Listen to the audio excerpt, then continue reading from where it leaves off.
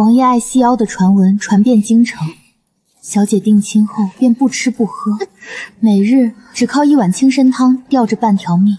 可她嫌自己瘦得不够扎眼，便挑了我当陪嫁，天天灌我猪油拌饭，1个月喂胖30，逼我穿着不合身的纱裙，勒得我丑态百出。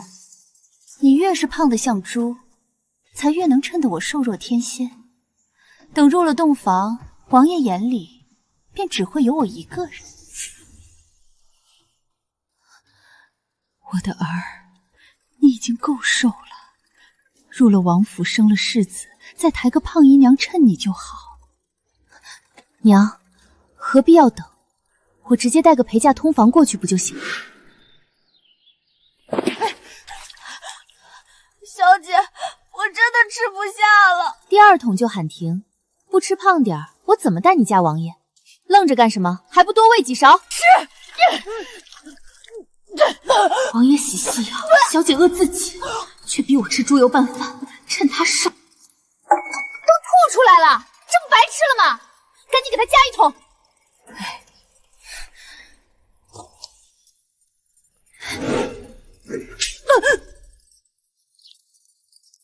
1个月前襄王选妃时，我喜欢的姑娘，她有一副细腰。于是这桩婚事落到最瘦的尚书独女孟婷兰头上。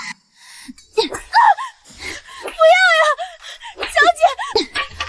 累死本小姐了，向来身子弱，打了几10抽便没了力气。来人，给她称一下。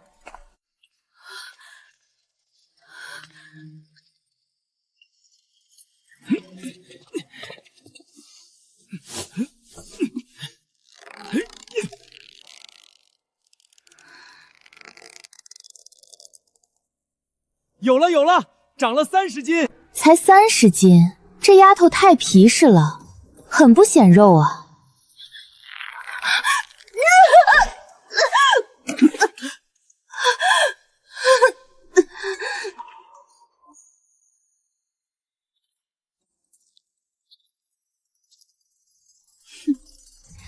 来人，把她的衣服换了。是。小姐身姿越发轻盈，襄王见了必定倾心。可不是，旁人再怎么比，也比不过小姐。穿成这样，是怕别人不知道她胖吗？小姐就是要她这样，好显得自己纤细动人。哟，小胖丫头，穿这么清凉，是不是想哥哥啦？你个坏种！我将来可是王爷的女人，你敢坏我清白？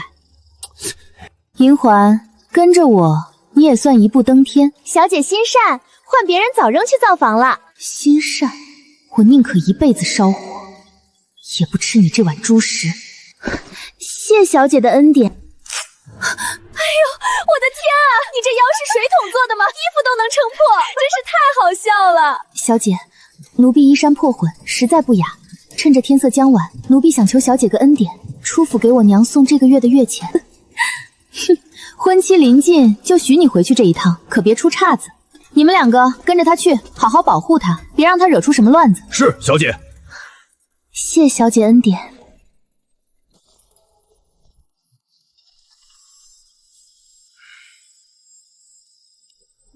娘，我回来看您了。娘，这是女儿这个月的月钱，您收着。小爷，你怎么穿这么少？好像胖了。娘，我当上小姐的陪嫁丫鬟了。这裙子是主子的赏赐，可贵了。我家小银要嫁人了，这钱你自己留着花。不用，小姐嫁的是王爷，我以后很有钱的。就是我以后不能回来看娘了。没关系，娘有小银的画像。画像？我从未画过像啊。前几日有人在寻人，画的有点像你，娘就拿回家收着了。富商寻女，我哪有这么好的运气？停车！鬼叫什么？想找打是不是？大哥，我就给许大夫还个账，之前让他给我娘送药是赊的账，很快的。快去快回，别耍花样！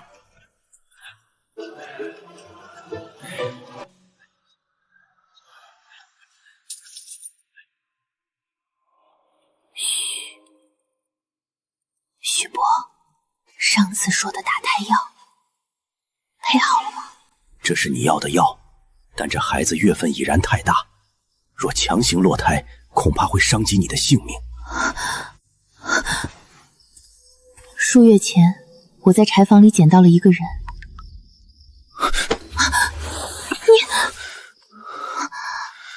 那一次的半推半就，竟然让我有了孩子。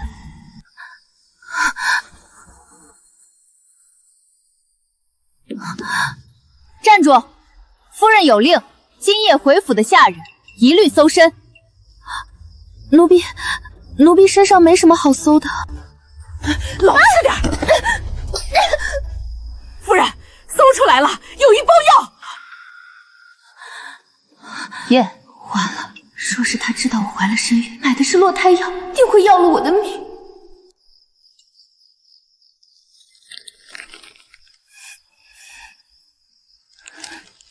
回夫人，是消暑的药汤罢了。看来是许伯依着人心换了我的打胎药，阴差阳错救了我。银环，你是婷儿的陪嫁丫头，以后她就是你的主子，你要护她早日生下世子。你娘身体不好，我已经派人把她接到庄子上休养了，自会有人好好照顾她。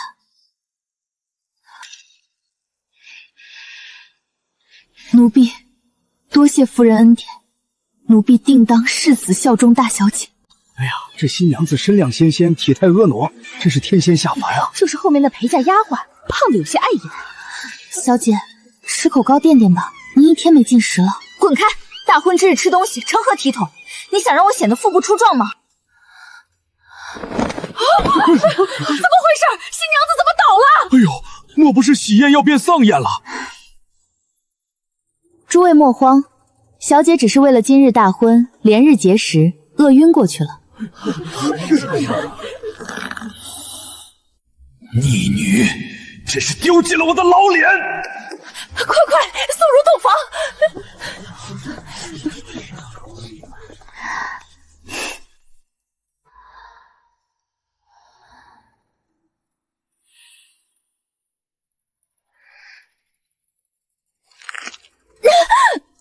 你这贱婢，敢伤我！王爷刚才传话要过来，小姐若是想继续睡，奴婢便去回绝了。什么？王爷要来？快看看本小姐妆容，可有不妥？小姐妆容完美。本王妃不喜人多，你们这些狐妹子都给我退下去。银环，你别走啊！你越胖越趁我瘦，就在床侧伺候着。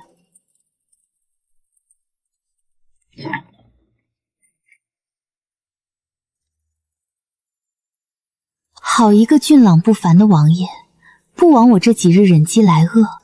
臣妾参见王爷。奴婢参见王爷。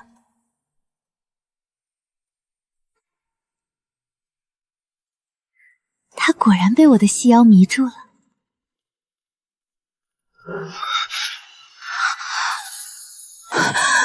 本王终于找到你了。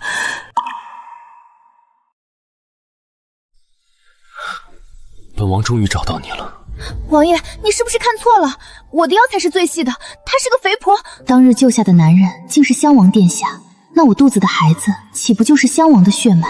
人怎能只看外表？你是尚书嫡女，出身高贵，言语粗鄙，见识短浅，简直令人失望。我哪里令王爷失望了？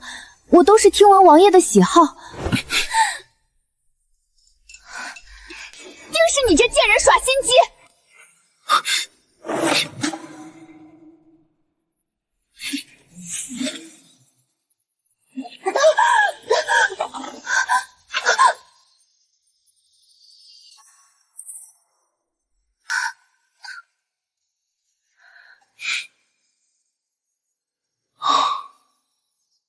你家小姐，她可是身体有恙。听闻王爷爱细腰，小姐为了迎合王爷，已经很多天没有好好吃饭了。拿不准襄王的想法，现在还不能告状，就算成了通房，也还在他手下讨生活。世上还有这么蠢笨的女人。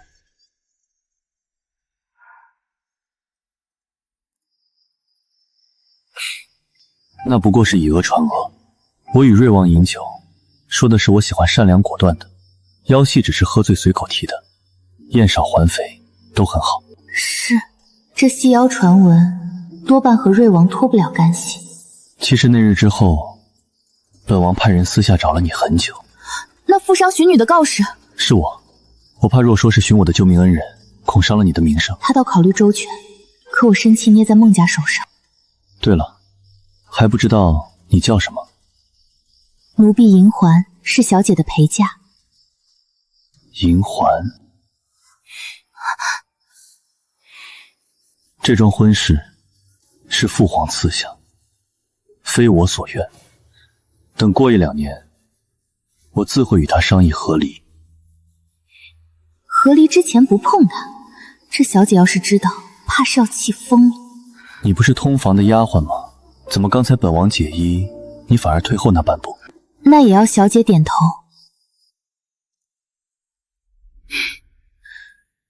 你自己的心意最重要。他在暗示我，可救命之恩换个妾，太不值当。奴婢只想请王爷暂时不要将从前的事告诉我家小姐。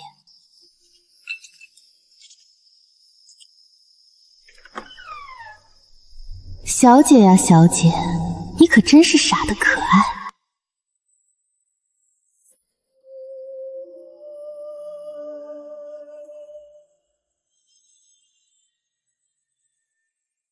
禀王妃，王爷说王妃身体抱恙，不宜进宫面圣。襄王存着同他合灵的念头，自然不想把她带出去见人。昨晚我晕过去了，你和王爷可有他？王妃，王爷是认错了人，他把您抱到床上后，很快便走了，外间的丫鬟都看见了。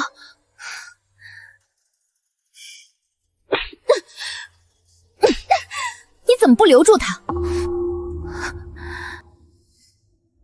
奴婢如何留得住？王爷是担心您的身体，御前失仪可是大罪。不如王妃今日好好吃饭，晚上再去请他过来。哼，滚出去，把院子里的花草都给我打理干净。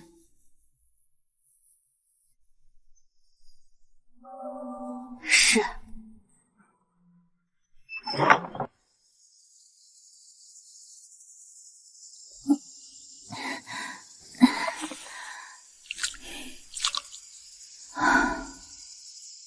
但愿这孩子能经得起我折腾。银环不是王妃的大丫鬟吗？怎么让她干这种粗活？还不是要看主子的脸色罢了。谁知道怎么惹恼了王妃？银环姐姐，你就交给我吧，我本就是负责花草的活儿。这是王妃主子的吩咐，谁也不能帮忙。你叫什么？姐姐，我叫银铃。倒是和我的名字有点像。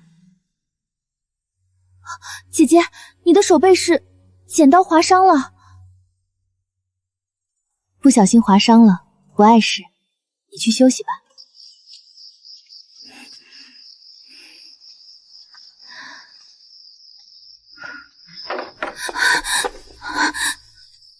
王妃，王爷说政务繁忙，不过来了。废物，都是一群废物，换了3个人都请不来。银环，你去请。今天要是请不来王爷，你也别回来了。你跟他一起去。是，奴婢遵命。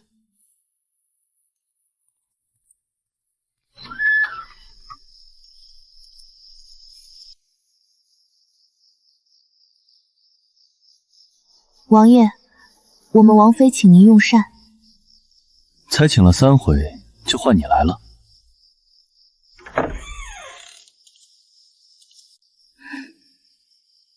走吧。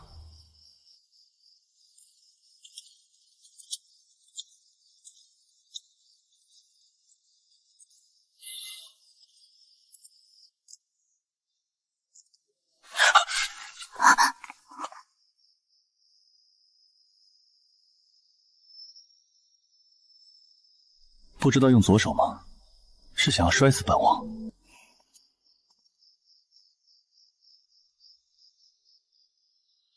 手上怎么回事？回王爷，是今日修剪花草，自己用剪子划伤的。是我自己故意划伤的，先试探试探，他对我有几分上心。王爷回来了。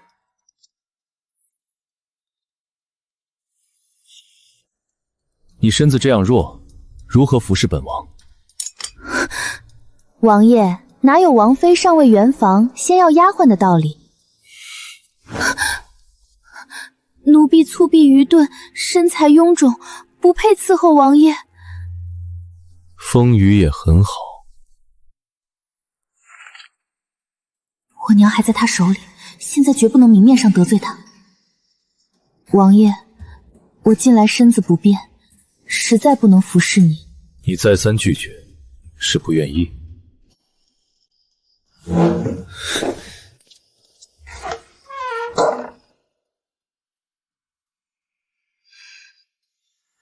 刚才在路上，他可有故意亲近王爷？回王妃，银环姐姐一直规规矩矩的，还差点害王爷摔跤被训斥了。银环，你倒是忠心，奴婢与王妃荣辱与共，自然是最忠心的。姐姐，怎么王妃现在又爱吃饭了？前阵子不是还总是挑食吗？王爷之前不是说他身子弱，行不了房吗？你明白就好。听说了吗？王爷嫌弃王妃太瘦，连房都圆不了。可不是嘛，那风一吹就倒的身板，哪能伺候好王爷？我们王妃啊，为了这事儿正愁着呢。难怪拜堂那天都晕倒了，这襄王妃啊，怕是个中看不中用的。就是，瘦得跟竹竿似的，哪有我们这般风雨有福气？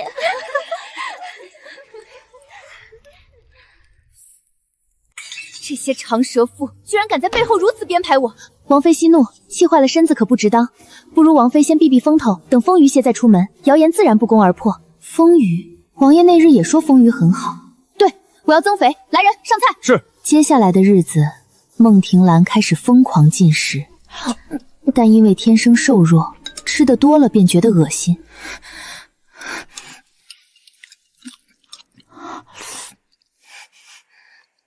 这要吃到什么时候才能长肉啊？但王妃身子好了，王爷对您的态度也好了，总不能像奴婢当初急于求成。对，你当初是怎么吃的？吩咐厨房去准备猪油拌饭。王妃，那东西太油腻了，您的肠胃恐怕受不住啊。让你去就去，哪那么多废话？是，奴婢这就去。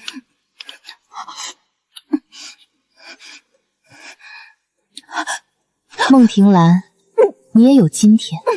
当初你加注在我身上的痛苦，我会让你一点一滴全部尝遍。兰儿这只金钗戴着甚美，赏！他心里闷着一口气，故意对其他女人好，想要引得我先按耐不住。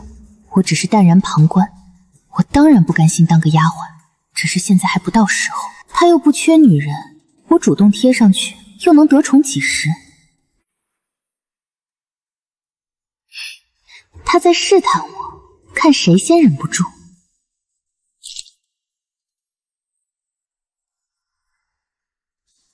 但也不能让他等太久，以为我真看不上他，就适得其反了。得找个合适的契机。我的儿，娘来看你了。兰儿，你这是在做什么？娘，王爷喜欢胖的，兰儿在吃猪油拌饭呢。你们这群狗奴才，就这样看着大小姐作践自己，无一人劝阻。我的心肝儿啊，你这是造了什么孽呀？这一个月你就把自己折磨成这副模样。娘，你别拦我，我要吃，吃了王爷才会看我一眼。陛下近日亲近襄王，连瑞王都落了下风，你该想的是生下世子。母亲，我们尚未圆房，而且王爷似乎对那个贱婢有意。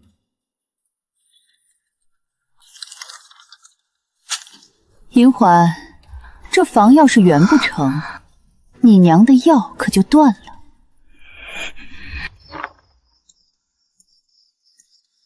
王爷，这是王妃让我送过来的参汤，放这里吧。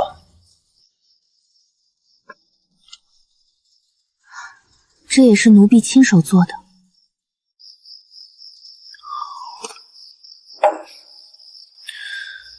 退下吧。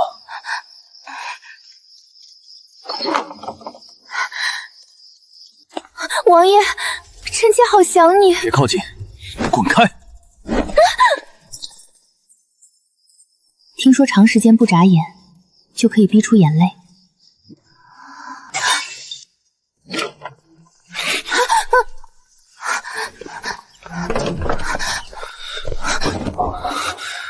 你怎么敢给本王下药，还要推给别人？可这并非我本意。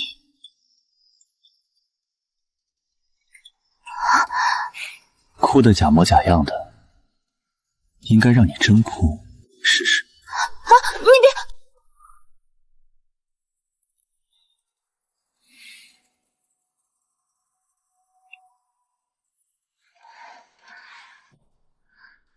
好在孟夫人给我的药，我当着她的面只下了少许，剩下的全倒进袖子里了。胎相很稳，过了4个月，行房也不成问题。你怎么上个月问我落胎，这个月就问行房？小银，你可别走岔路，让王爷当驱死鬼。许伯，你看着我长大的，我是那样的人吗？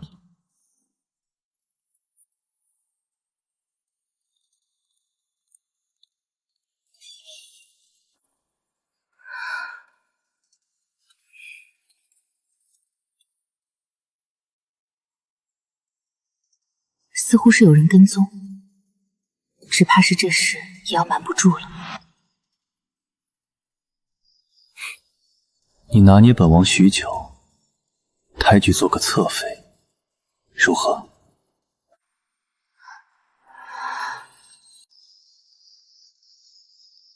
不必了，我从不想攀高枝，也不想和王妃争。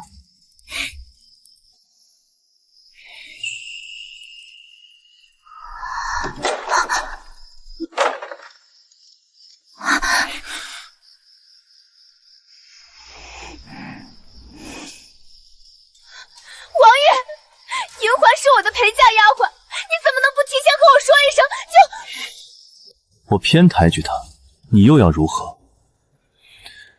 王妃，你安排银环在汤里下药，也没有和本王提前说呀。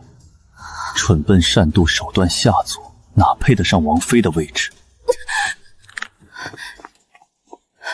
王爷误会了，王妃此番言行并非善妒，只是银环这丫头。哦，这丫头有什么问题吗？这丫头实在胆大包天，居然与下人通奸，珠胎暗结。你还不跪下！我怀有身孕，不能跪。你这贱人，一个贱种反而拿起桥了。事情还未查清，让他坐下受审。许大夫，你曾说过银环找你要婢子药，是在何时？好像是3月初7。那他前日又为何去找你？他问我，过了4个月能否行房？你呢？你和银环初次私通是在何时？是3月初6晚上。银环他娘那天晚上，银环说是回了家，可回家见过你？王爷，小银她回来的。胡扯！这2日问遍周边那些住户，都未见过她。王爷这话问得够清楚，这丫头不贞不洁，虽被您收用，但戏弄到皇家头上，何该即刻杖毙？我可以对天立誓，从未见过这位马夫，更没有和他有私情。你不认这个奸夫，倒是说孩子是谁的啊？你不珍视事实，欺瞒王爷，已是死罪。你为何不说？我问过大夫，银环曾索要过落胎药，可惜月份过大，怕丢了性命。你来说。我既不知那人是谁，为此昼夜寝食难安，不想却被定为陪嫁，诚惶诚恐，怕引王爷震怒，曾动过落胎念头，并非有意欺瞒。我必须让他明白，这孩子是我担了天大的风险才留下来的。若轻易说出，他怎知我处境艰难？竟然连奸夫都不知道是谁，这丫头真是不要脸！事儿也问清楚了，既是孟府的人，就让母亲带回处置吧，别再脏了王府的地。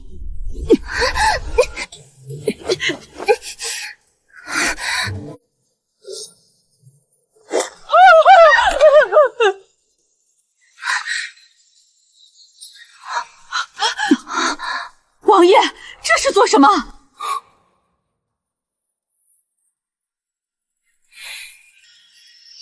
不明显吗？本王就是那个奸夫。我早已料到孟夫人会给我编造个假奸夫，但她没想到，她正好帮我证明了这孩子是我面前的。王爷是说，银华的孩子是您的？怎么会这样？这话还不够清楚吗？难道本王会替下人养孩子吗？倒是孟夫人上门来，是要打杀谁的孩子？臣妇该死，臣妇一时糊涂，冲撞了王爷。既是王爷的孩子，那就是天大的喜事啊！王妃作为当家主母，理应仔细照料。还要我照顾她？凭什么？她只是个卑贱的……住口！王爷息怒，兰儿她也是一时欢喜的乱了方寸。银环本就是兰儿为王爷备好的通房，既然有了孩子，当然是养在王妃膝下，当做嫡子来抚养，这也是抬举了这丫头。这就是我不敢透露怀孕的第二层原因了。我往日身份卑微，就算有了身孕，也是连孩子也护不住的，只能任由他们摆布。笔墨伺候。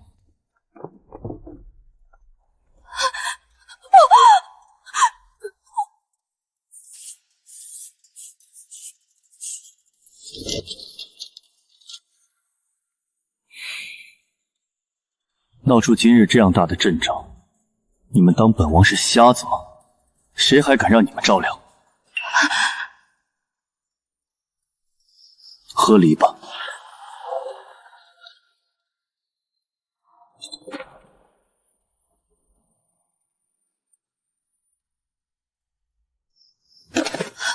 爷息怒，兰儿只是一时糊涂，求王爷看在尚书府的面子上，网开一面啊！碰都没碰过他，又晕过去了。让人套好车马，催着孟夫人带着孟婷玲立刻离开王府。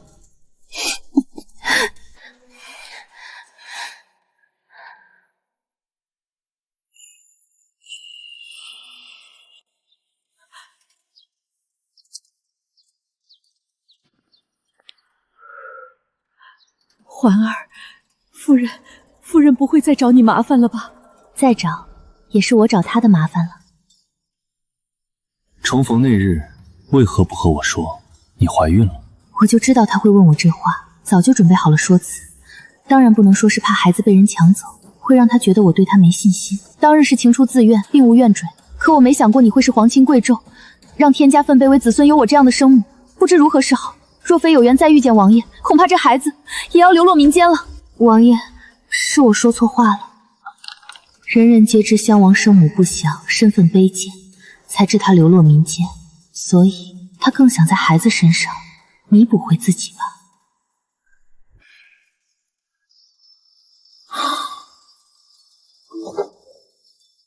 过来。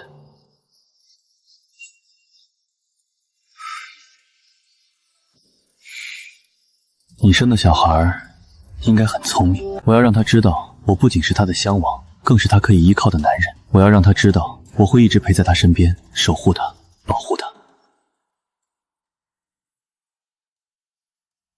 你可知，这孟府的门不是谁都能进的。尚书大人是个聪明人，王爷的偏爱是我的底牌，而大人需要的是一个能稳固孟府地位、中用的女儿，不是吗？你想要什么？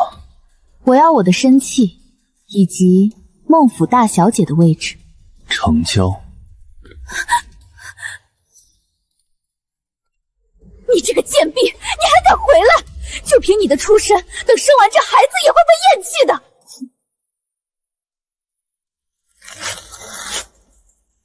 小姐，这是我最后一次叫你小姐了。谁稀罕你这个贱婢？我稀罕啊！爹，快把这个贱婢乱棍打死！自今日起，她就是孟府大小姐，襄王的王妃。你跟她回去伺候。爹，你在说什么？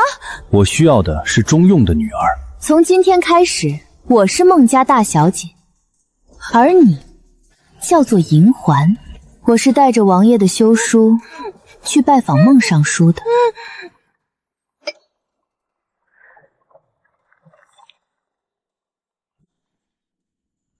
哼，王爷这是何意？视我孟府如物吗？大人息怒，奴婢今日来不是来结仇的，而是来送一场造化的。我也是从孟府出来的人，而且我怀了襄王的骨肉。如果我是您的女儿，这事儿不就痛心多了？您要的是站队，我要的是身份，敢不敢赌一赌？荒谬！你不过是个卑贱的丫鬟。若最后他成了，您就是未来的国丈；若是没成，您大可以戳穿我假千金的身份，将孟府撇得干干净净。稳赚不赔的生意，连赌注都不用他出，自然不会被拒绝。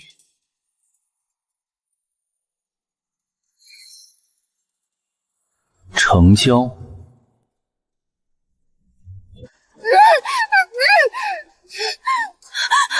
你这个贱婢，你对我爹说了什么？你胜过我的，就是你的出身。现在你已经被孟家放弃了。不可能，我是孟府嫡女，我爹不会放弃我的！你撒谎！怪不得你以前劝我不要出门见客，就是为了今天取代我的身份。是，我故意不让你出门见客，又劝你吃得这么胖。因为等我生完这个孩子，我们的身份要互换了。孟庭兰未出嫁时就深居简出，嫁到王府也没出门见客，外人对她唯一的印象恐怕就是身量纤纤了。而她现在这副样子，只要两家府上统一口径，谁还能认得出她呢？只要你不乱说话，我对下人很宽厚的。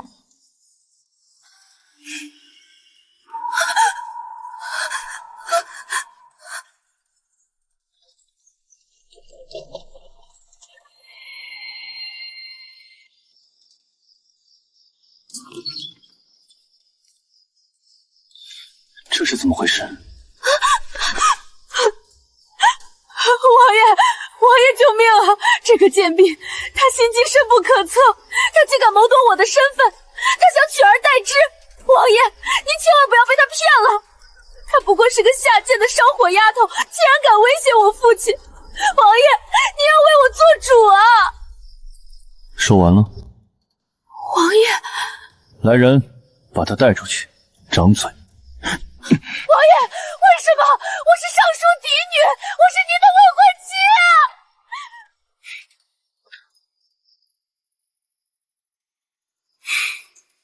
这就是你的心机，我还差点以为你对我无意，打算一直躲在厨房里烧火呢。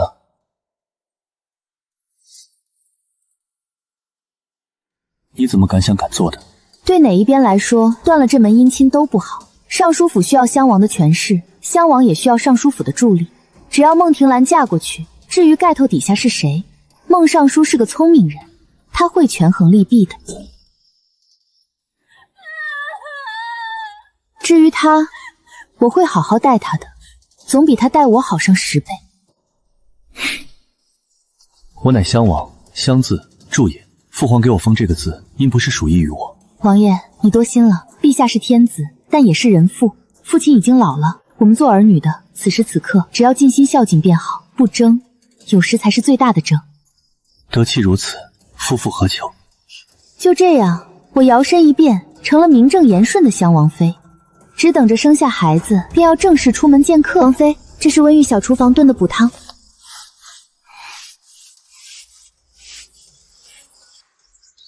银环，没吃饭吗？擦个地都擦不干净，动作快点。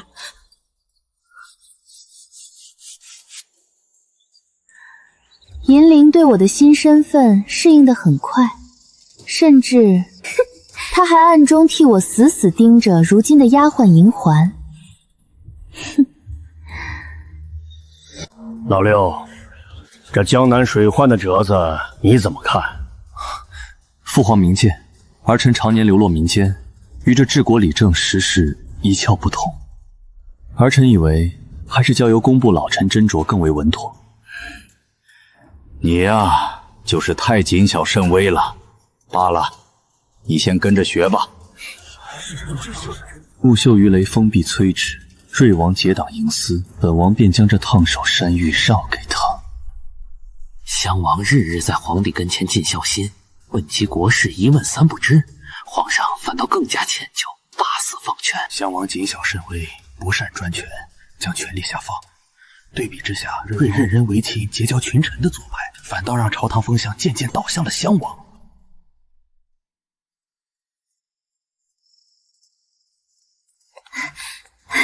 主子，打听清楚了，大小姐不，孟庭兰那边近日总是干呕，似乎是有了身孕。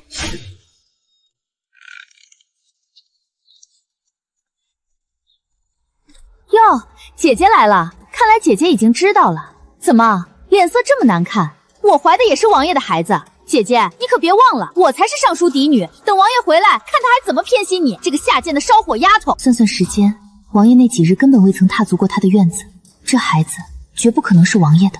既然有了身孕，那就好生养着吧。装什么清高？等你生个死胎，有你哭的！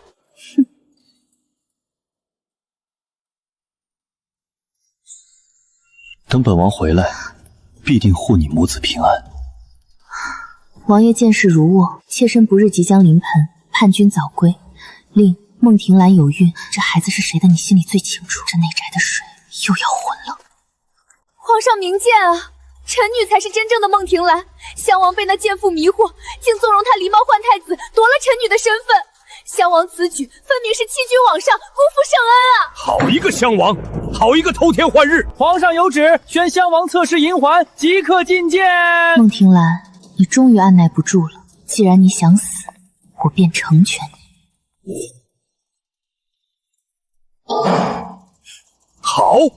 好一个襄王！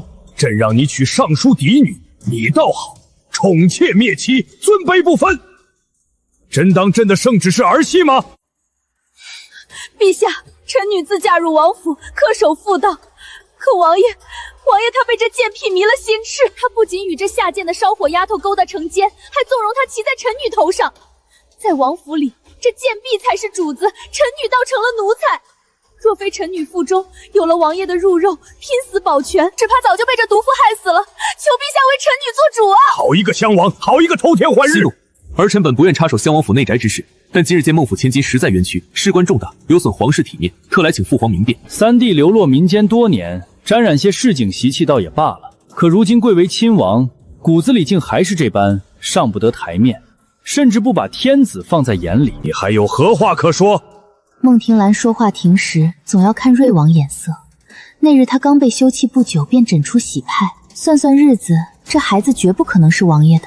原来如此，瑞王啊瑞王，你这是把自己的种塞给王爷，还想借刀杀人？赌一把！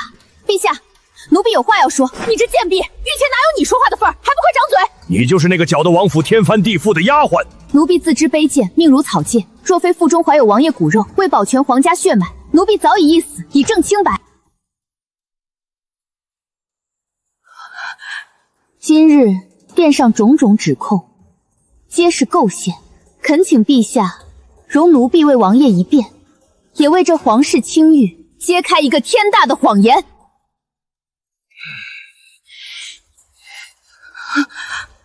王爷洁身自好，府中婢女成千，除我之外，未收用过任何人。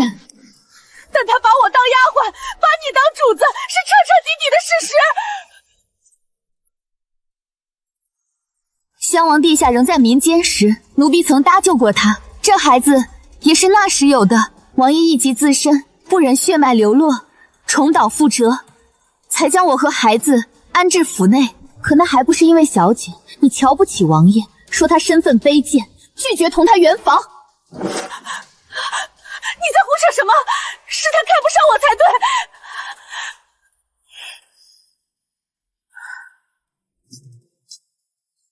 陛下，此事说来难堪，但为诉襄王清白，不能也不敢再遮掩了。我家小姐不贞不洁，早同他人互通首尾。放肆！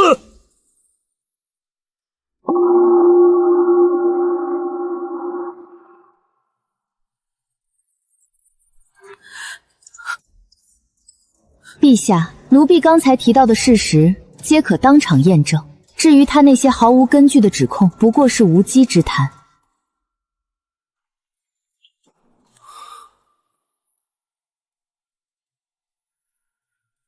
不，我没有不沾，我怀的是王爷的孩子。可本王从未碰过你半根手指。父皇，儿臣流离半生，感念天恩，日夜珍惜。即便明知孟氏不忠，也甘愿忍气吞声，不伤一家人和气。但没想到让他反咬一口，没想到他戏唱的这样好。什么叫不伤一家人和气？孟氏，你与谁通奸？这孩子又是谁的？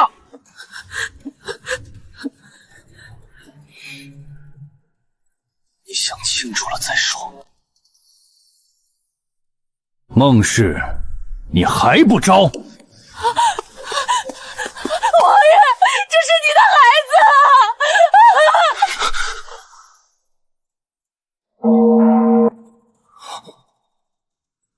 滚啊！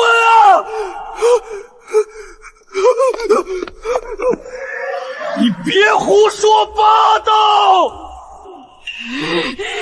胡说，是你说的。你说只要我怀上你的孩子就能扳倒襄王，你就会封我做侧妃。你这负心汉，你敢做不敢当？你个废物！你这个毒妇！我杀了你！你这个毒妇！小心，别被疯狗咬到。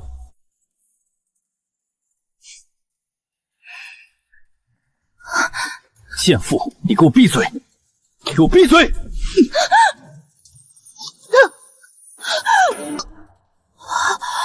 我的肚子。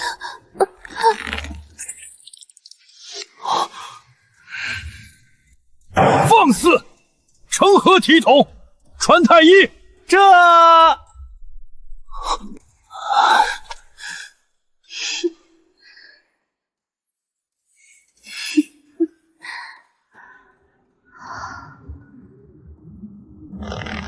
父皇息怒，二哥虽铸成大错，但毕竟是儿臣手足。若因一妇人致皇室操戈，儿臣于心难安，恳请父皇从轻发落，全了皇家体面。老三，你太仁厚了。传朕旨意，瑞王德行有亏，即日起禁足王府，无诏不得出。孟氏德行败坏，贬为庶人，逐出京城。老臣参见王妃娘娘。尚书大人深夜前来，是为了那个被贬为庶人的负兴师问罪。王爷说笑了，孟府加封严家等失德疯癫之人，老臣已连夜将那疯妇从族谱除名，送往城外静心安，让他了此残生，绝不会再给王府添半点麻烦。父亲倒是大义灭亲，只是不知孟府如今还有哪位千金能担得起这门亲事。孟府只有一位嫡长女，那便是王妃您。只要王妃认孟家，孟家全族上下愿为襄王府侍诏，马首是瞻。既然父亲如此识大体，女儿自当孝顺。那老臣先告辞。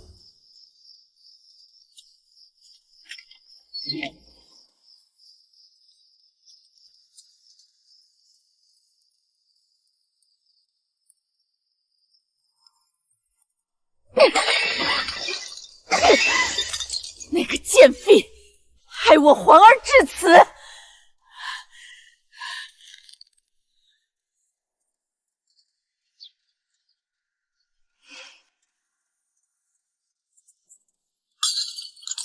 听说襄王妃快生了，女人生产那是过鬼门关，若是一尸两命，也是常有的事。娘娘放心。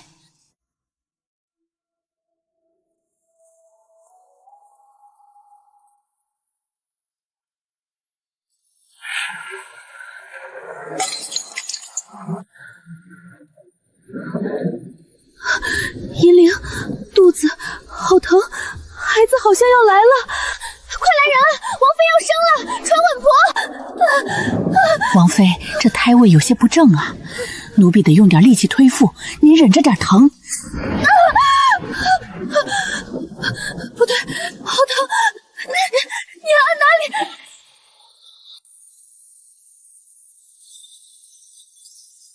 王爷，产房乃污秽之地，您不能进去啊！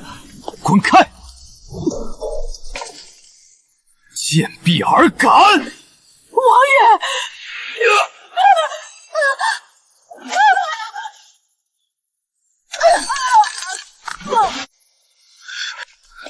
别怕，我在。谁敢害你，这就是下场。王爷，产房误会。去他的误会！本王只要你和孩子活着，用力！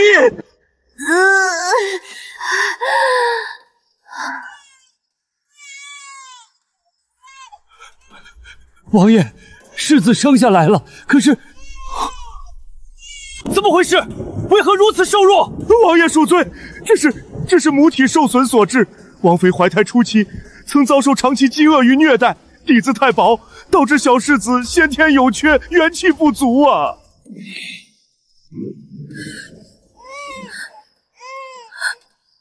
我的儿，太医，救王妃！王爷恕罪，小世子先天不足，元气大伤，虚不受补。微臣实在不敢下猛药。不敢？那就要本王看着世子一点点虚弱下去吗？养你们何用？滚！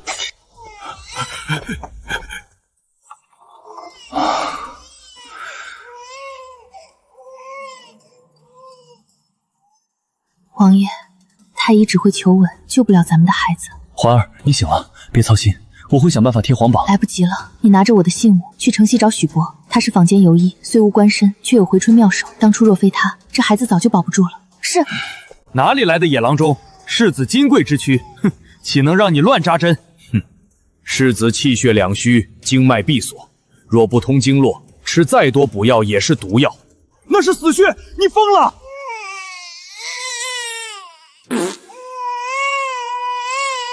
哭了，有劲儿了，赏，重赏许大夫。许大夫，大恩大德，本王铭记于心。王爷言重了，医者本分，世子福大命大。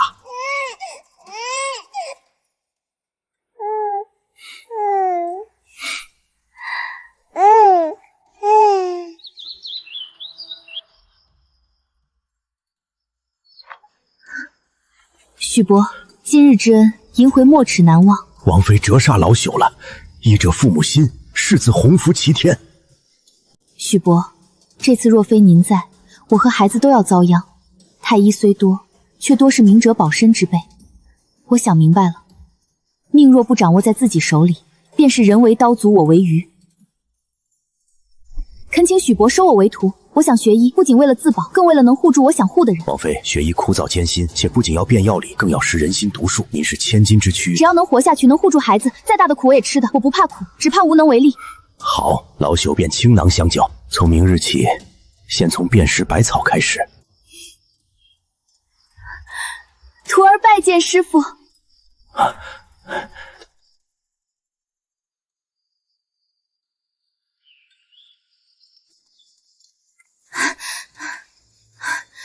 王妃，宫里来人了，说是明日满月宴，贵妃娘娘要亲自来给小豪子赐福。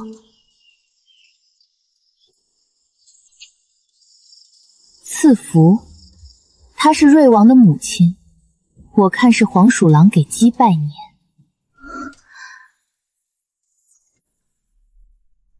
瞧这孩子瘦得跟猫儿似的，脸色也不好，也不知是不是先天不足。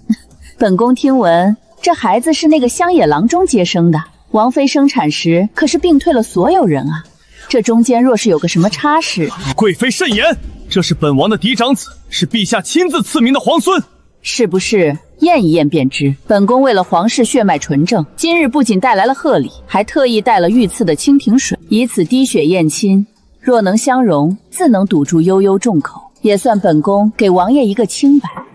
此举荒谬，是对王府的羞辱，本王绝不同意。既然娘娘有疑，那便验。但也请在场诸位做个见证，若真验出个所以然来，也省得日后有人嚼舌根。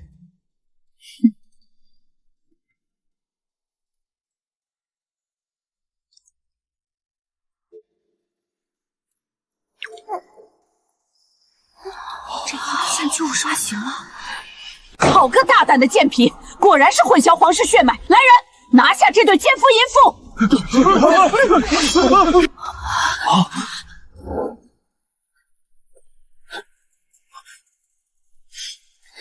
娘娘，这水怕是不对吧？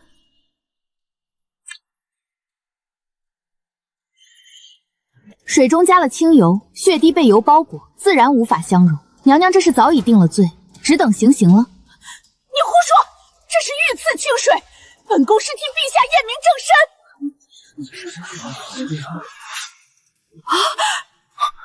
许大夫教过我，清油阻隔，白矾相融。若我在水中加入白矾，哪怕是这侍卫的血，也能与王爷相融。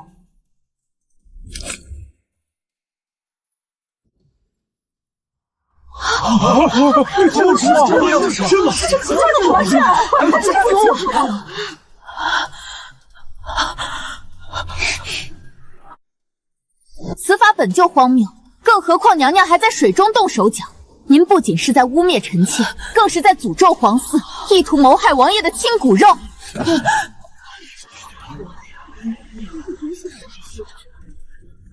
来人，送客！此事本王定会向父皇讨个公道，绝不善罢甘休。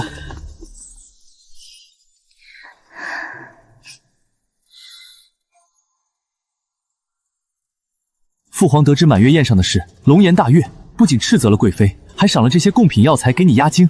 这些药材来的正是时候。京中近日流感肆虐，虽不致命，却缠绵难愈。太医院的方子太过温吞，见效极慢。你想出手？许伯教过我一个偏方，专治这种时疫。若能研制出特效药，不仅能解百姓之苦，更能为你在朝中赢得人心。这味甘草加多了，药性太缓，去把那几味猛药拿来。王妃悟性极高，这清温茶若成，便是大功一件。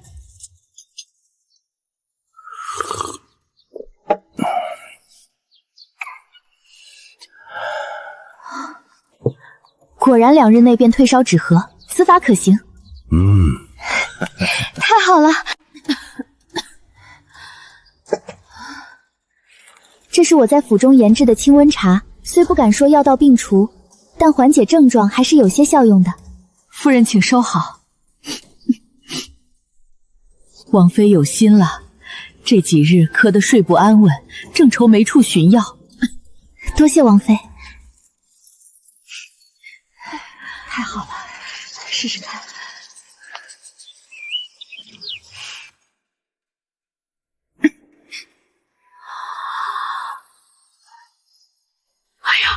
王妃真是神医，太医院那些老古董都不如您这一板茶，果然有效。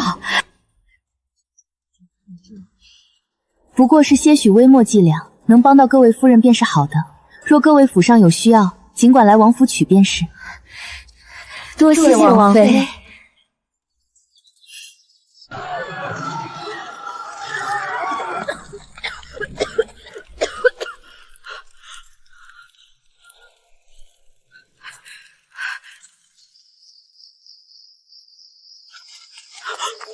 孟小姐，我家主子有请。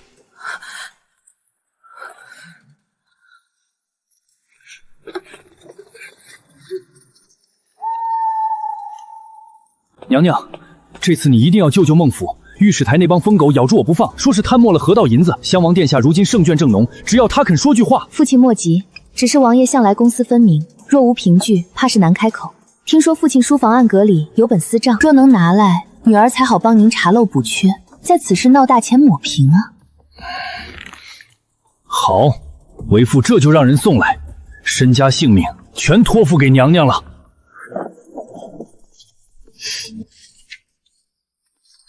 好个孟尚书，连修河堤的救命钱都敢贪！这账本是他亲手送来的。此外，这些年我借着给孟姨娘看病的机会，还搜集了他私通盐商的信件。你这是要大义灭亲？孟府这棵树早就烂透了，与其让他日后连累王府，不如现在断尾求生。王爷，这功劳您拿去吧。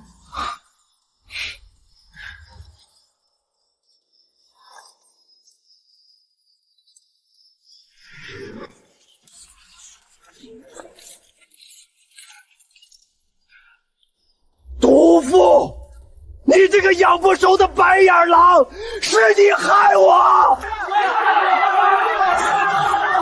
孟府倒了，那个银环踩着你们父女的谷地上位，如今风光无限，你甘心吗？我不甘心，我定要报仇，让他家破人亡。这断肠散无色无味，去吧，毁了他的一切。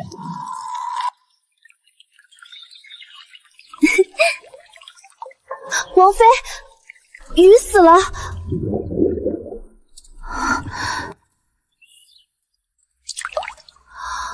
水里有毒，快传令封锁府门，这水通往后厨，任何人不得饮用。快来人，封锁府门。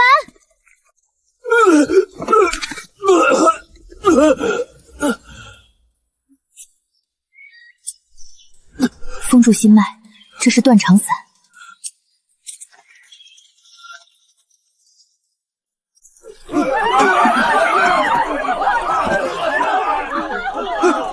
水里有毒，有人投毒啊！怎么办？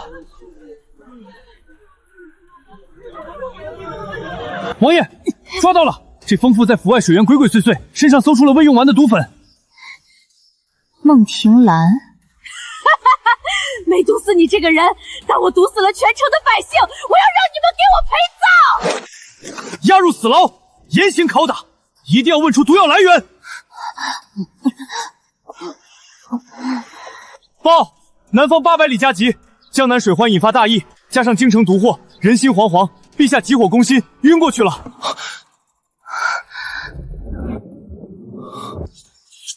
说，毒药从何而来？你杀了我吧！这毒是瑞王给的，他说只要毁了你，就能夺回一切。严加看管，别让他轻易死了，留着这疯妇，日后有用。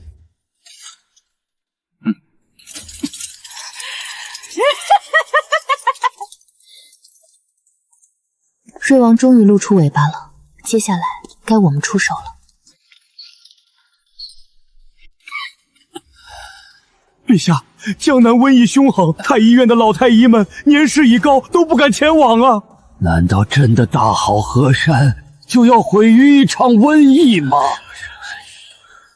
陈愿，父皇，儿臣愿领命南下赈灾。老三，此去凶险万分，儿臣身为皇子，理应为君分忧，为民请命。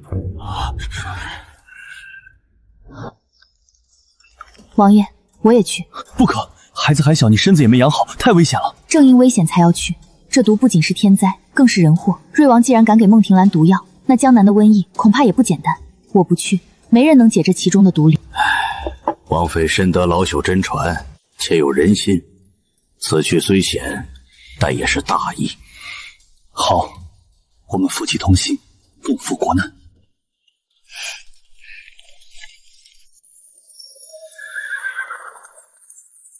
停，有些不对劲。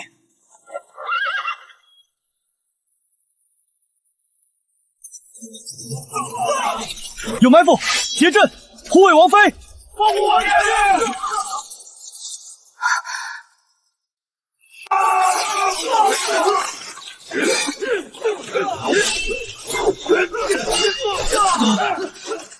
瑞王有令，一个不留，杀！本王拖住他们，统领，带王妃先走。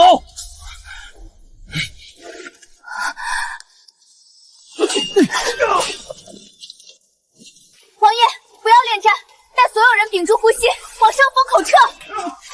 全军听令，屏息，往上风口撤退。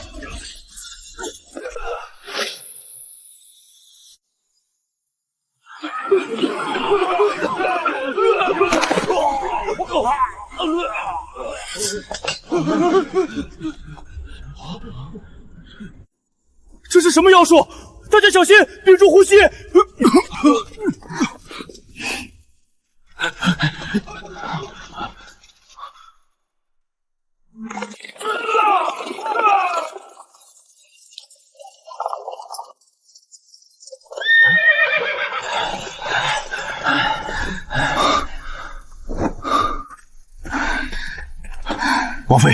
王妃，这是什么毒？竟如此厉害！这是许伯医书里的古方曼陀罗散，遇风即散，吸入者麻痹神经，非常时期只能用非常手段了。瑞王这是要置我们于死地，此去江南，定是凶多吉少。只要到了，我就有办法。这毒不仅能杀人，也能救人。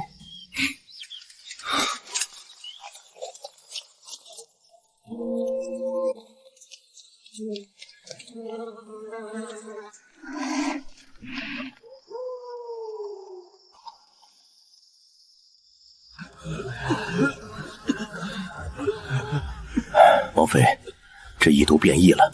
之前的方子对早期的或许有用，但现在压不住这变异后的毒性。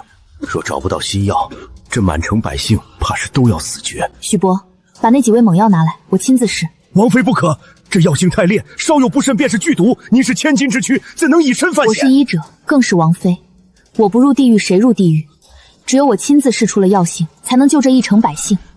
花儿，你一定要挺住！你说过要陪我一辈子的，你不能食言。王爷，王妃这是在与毒斗，若能熬过今晚，药力化开，便是大功告成；若熬不过，毒气攻心，神仙难救。本王要这天下何用？王爷，我成了。成了，花儿，你做到了！快，按王妃试出的药方熬制新药。活了，神药啊！王妃是神仙下凡，神医王妃千岁。王妃对我们有再造之恩，这伞是从因您生还的孩子身上裁下布条拼接而成的，请收下这把万民伞吧。好，我收下。王爷，如今江南百姓只知有神医王妃，不知有朝廷，这民心都在咱们手里了。这民心是他用命换来的，不仅是江南，这天下迟早也是他的。王爷，民心可用，但这还不够。京城那些贪官污吏，还得您这把尚方宝剑去斩。药材库存告急，红莲、甘草、连翘这3味主要都快见底了。王妃，若这3味药断了，新药方就熬不出来了。这几日好不容易压下去的疫情，恐怕又要反弹。这怎么可能？本王从京城出发前，不是特意调拨了这几味药材南下吗？算算日子，怎么也该到了。王爷，查清楚了，京城来的那批药材，在半路上被几家大商号给扣下了，说是朝廷给的银子不够，要坐地起价。法国难财，简直丧尽天良！王爷莫急，这几家商后背后怕是都有瑞府的影子，他们这是想切断我们的后路，让我们困死在江南。王妃，不是小的不想给，实在是这几味药如今金贵的很，小的进价也高啊。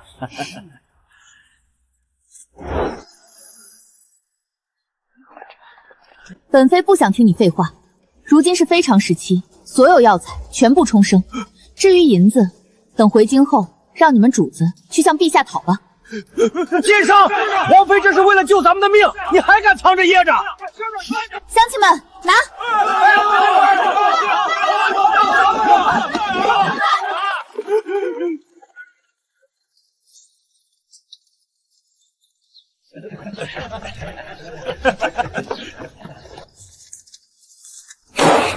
这江南的贪官，比我想象的还要猖狂，不仅囤积药材，连朝廷拨下来的赈灾粮也敢层层克扣。本王这次不仅要动，还要动得彻底。他们发国难财，本王就抄了他们的家，充作军资。王爷，这些贪官背后都是京城那些大家族，动了他们，就是动了整个江南的官场。王爷此举既能赈灾，又能肃清吏治，一举两得。王爷饶命！下官只是一时糊涂，求王爷开恩，下官再也不敢了。糊涂？我看你们清醒得很。来人，将这几人就地正法，家产全部抄没，天官充公。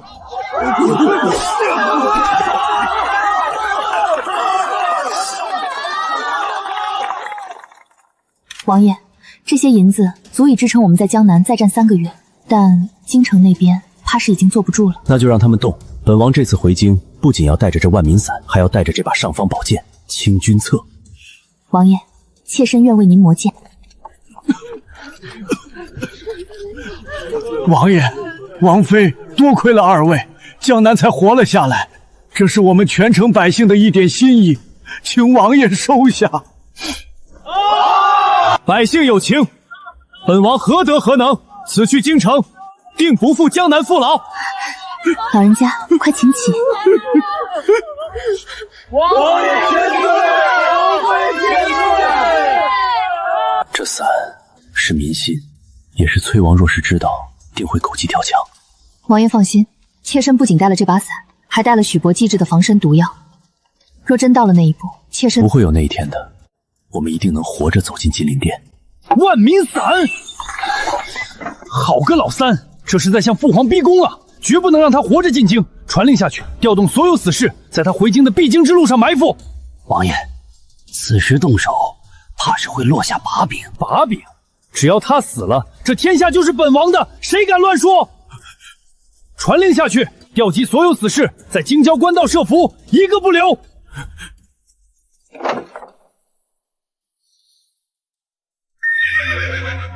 本王奉旨回京，速开城门。王爷，瑞王有令，任何人不得入城，尤其是王爷爷您，格杀勿乱。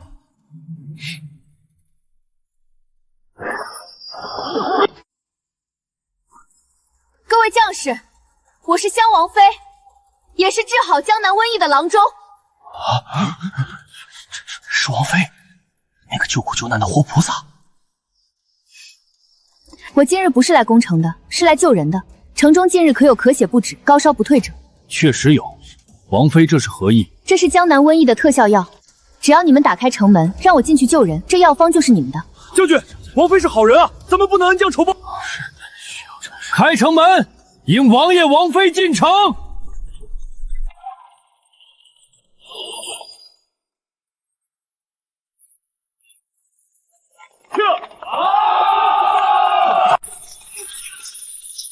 都别过来，否则朕就要他的命！逆子，你竟敢！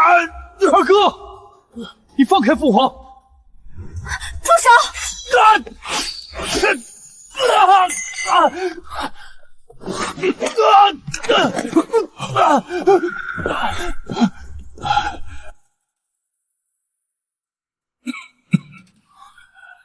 王妃，你这针法……臣妾略懂医术，陛下放心。老三，你这次立了大功，王妃也是巾帼不让须学。儿臣只是尽孝道，不敢居功。陛下过奖，臣妾不过是做了分内之事。好，朕没看错人，传旨，瑞王谋逆，贬为庶人，终生圈禁。传旨。老三，朕的身子彻底垮了，这江山重担今后就交给你了。瑞王之乱耗尽了朕的心力，你要好自为之。儿臣定不负父皇重托，开创盛世，护佑万民。奉天承运，皇帝诏曰：特传位于皇三子襄王，改元永安，钦此。陛下，立后乃国之根本。那银环虽有救驾之功，但出身上又曾是孟府卑贱丫鬟，更在江南抛头露面行医，有失妇德，如何能母仪天下？正是组织不可为。皇后当出身名门望族，端庄贤淑，臣恳请陛下广纳世家贵女充实后宫，以绵延子嗣，平衡朝局。荒谬！朕的江山是他陪朕打下来的，江南万民是他救的，此时嫌弃他出身，你们在江南逃命时，怎么不嫌弃他的药？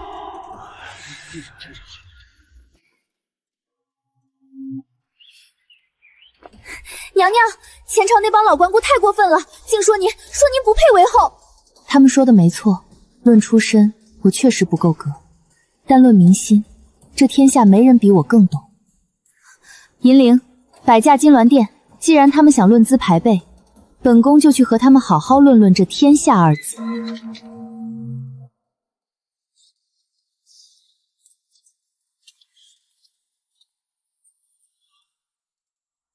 臣妾银环携江南百姓所托，特来向诸位大人请教，何为母仪天下？荒唐！后宫不得干政！你这一身乞丐装扮，成何体？丞相大人，这并非乞丐装，而是江南百姓一针一线缝制的百家衣，每一块布都是一个被救活的孩子的求捧，每一针线都是一位母亲对大明未来的祈福。若无这双手治病救人，各位大人的家眷恐怕也难逃疫病。难道出身比人命更贵重吗？难道只有世家贵女才配母仪天下，而这万民敬仰的恩人就不配吗？太上皇驾到！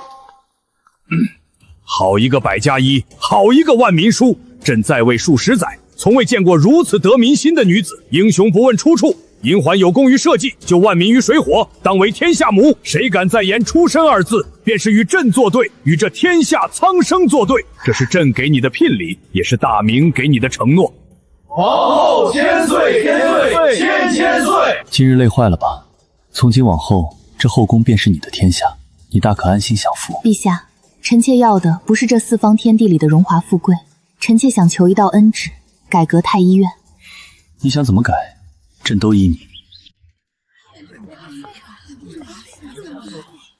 若非皇后娘娘设立女医，民妇这病怕是只能带进棺材里了。娘娘千岁！起来吧。陛下，皇后娘娘如今母仪天下，日夜操劳医属之事，实在辛苦。老臣家中尚有一幼女，年方14，生得乖巧懂事。老臣恳请陛下纳其入宫，一来充实后宫，二来也好伺候她姐姐，替娘娘分忧啊。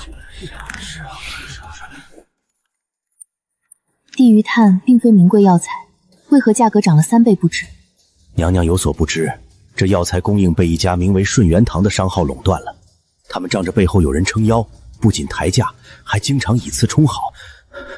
娘娘，查清楚了，这顺元堂的幕后老板竟是孟尚书的一房远亲。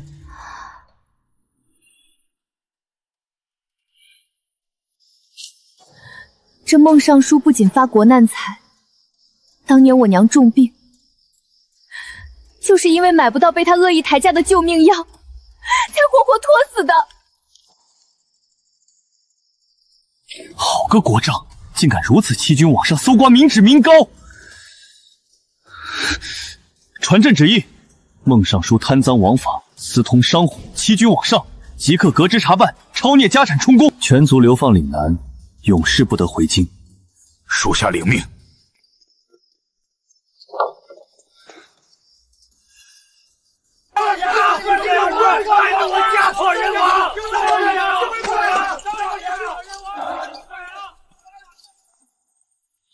报也报应啊！报应啊！报应啊！听说了吗？孟尚书倒台了，全族流放岭南，真是报应。当年他女儿也被关在这儿。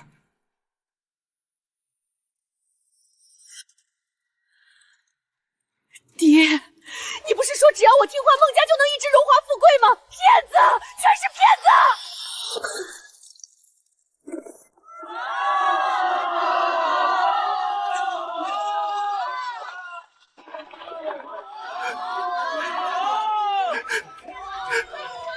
娘娘，这都是您的功德。当年您设立医署，如今桃李满天下，大明女子再也不用讳疾忌医了。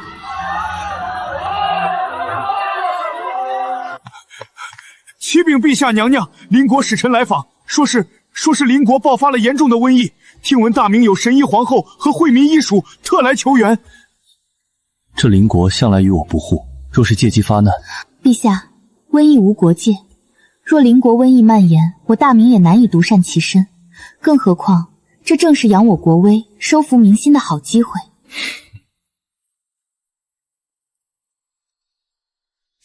师父，此去不仅是救人，更是为了大明，请务必保重。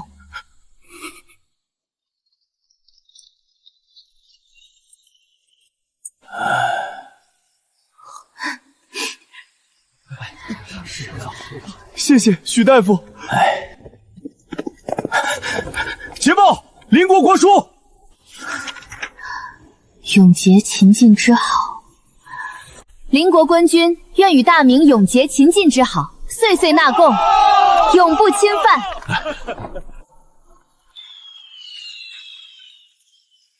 陛下，臣妾想在这个上元佳节做一件特别的事。何事？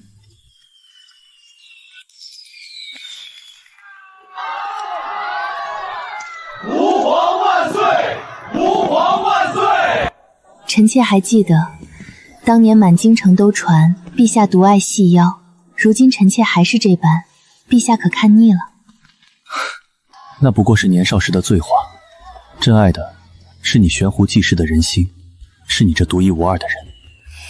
无论岁月如何变迁，你皆是朕心头之宝。你看这盛世繁华，万家灯火，有朕的一半，更有你的一半功劳。